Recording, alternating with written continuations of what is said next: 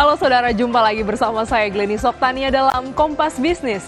ASEAN sepakat dana pandemi akan diperluas penggunaannya. Dana pandemi nantinya bisa digunakan untuk menangani penyakit lain dan risiko pandemi di masa depan. Hal ini disampaikan Menteri Keuangan Sri Mulyani seusai pertemuan Menteri Keuangan dan Menteri Kesehatan se-ASEAN. Kesepakatan ini diambil karena adanya kesenjangan pendanaan dalam kesiapsiagaan dan penanganan pandemi COVID-19 antar negara ASEAN. Setiap negara anggota juga berkomitmen untuk memperkuat modal dan meningkatkan kontribusi untuk merespons keadaan darurat yang mungkin muncul di masa mendatang. We also agreed to expedite the finalization of the establishment agreement and preparatory phase of the ASEAN Center for Public Health Emergency and Emerging Disease. The COVID-19 and other public health emergency and emerging disease ASEAN Response Fund was to function as a pool of funds in response to the impact of the spread of the COVID-19 pandemic. The recent evolution of the fund has revisited the function to allow for more flexible use of this fund by also including other public health and emerging diseases. Hari ini Bank Indonesia memperluas kerjasama penggunaan mata uang lokal alias local currency transaction. Dan kita akan menuju Hotel Mulia Jakarta untuk mendengarkan kata sambutan dari Gubernur Bank Indonesia, Peri Warjio. Retail investor across country. This is much more far-reaching initiative than what we do in under MEAP and other, the big ASEAN bond and so on. Because millennial, Indonesia is 70%, and they will become richer. And of course, Thailand, much richer millennial. Malaysia and others, those the thing. So, action speak more than the words. We're not like in the movie of Oppenheimer. We are ASEAN. ASEAN is family. ASEAN is epicentrum of family. Epicentrum of strong heart, of governance, epicentrum of beautiful mind of DG. And that's why we always think big, act small, move fast, not only for ASEAN, but to the world. Let's do the signing, let's move on to leapfrogging of our family of ASEAN, epicentrum of growth, epicentrum LGT, epicentrum of RPC. With that, let's do the signing. Governor Perry, thank you so much, and please kindly remain Itu on dia stage, sir. kata sambutan dari Gubernur Bank Indonesia, Peri Warjio, dan lebih lengkap kita akan sapa jurnalis Kompas TV Renata Panggalo yang mengikuti jalannya kerjasama antara sejumlah negara dengan Bank Indonesia. Selamat pagi, Renata. Apa saja yang menjadi poin-poin penting yang disampaikan oleh Peri Warjio, Gubernur Bank Indonesia pagi hari ini?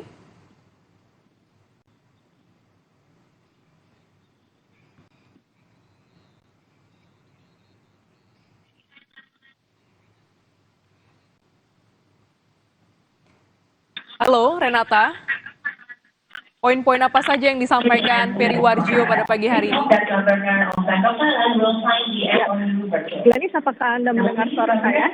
Iya, silakan Renata.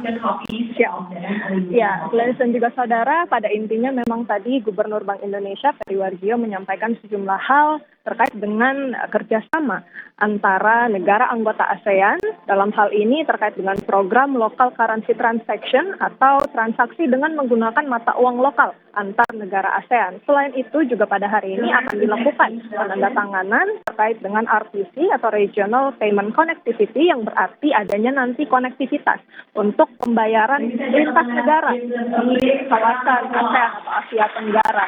Nah, untuk hari ini nantinya para gubernur bank sentral ASEAN, khususnya terkait dengan negara yang akan menandatangani LCT pada hari ini adalah antara Indonesia dengan Thailand, kemudian Indonesia dengan Malaysia, dan juga Malaysia dengan Thailand. Terkait dengan local currency transaction sendiri, tadi saya sampaikan bahwa ini akan mempermudah transaksi antar negara, baik itu Indonesia dengan beberapa negara lainnya yang memang sebelumnya sudah ada Jepang, Tiongkok, dan juga Korea Selatan. Selain itu juga pada hari ini ditandatangani antara Thailand dan juga Malaysia. Selain local currency transaction juga RTP.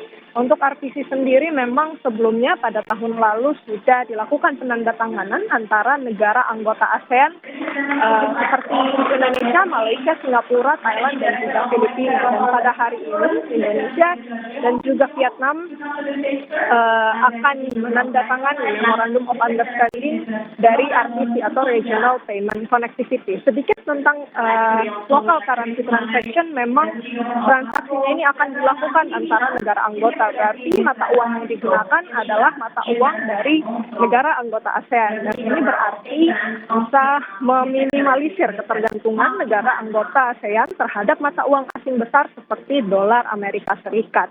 Nah, untuk transaksi LCT per Juli 2023 ini telah mencapai 3,7 miliar US dollar. Ini naik dari sebelumnya pada bulan Juni yang berada di angka 500 juta US dollar atau naik 15,62% dari bulan sebelumnya. Ini berarti kita mengharapkan dengan semakin banyaknya negara yang bergabung dalam MOU ataupun settlement dari local currency transaction ini, nantinya transaksi akan bisa lebih bertambah lagi. Dan ini tidak hanya dalam segmentasi kecil, tetapi tentunya dalam segmentasi besar seperti perdagangan dan juga investasi. Glenn. Ya, Renata, ini kan ada sejumlah negara juga yang menjalin kerjasama dengan Indonesia pada kesempatan kali ini. Apa sebenarnya yang menjadi harapan dari Bank Indonesia dari kerjasama ini?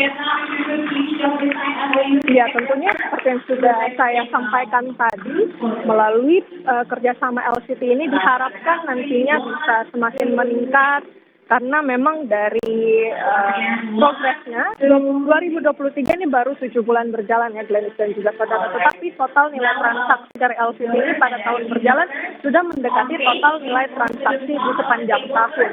Dan kalau kita melakukan kerjasama LCT ini, penyelesaian transaksi bilateral seperti transaksi berjalan, kemudian investasi langsung dan perdagangan antar kedua negara akan menggunakan mata uang lokal kedua negara, yang berarti ini bisa meminimalisir ketergantungan kita terhadap mata uang asing seperti US dollar yang biasanya dilakukan saat melakukan perdagangan ataupun investasi.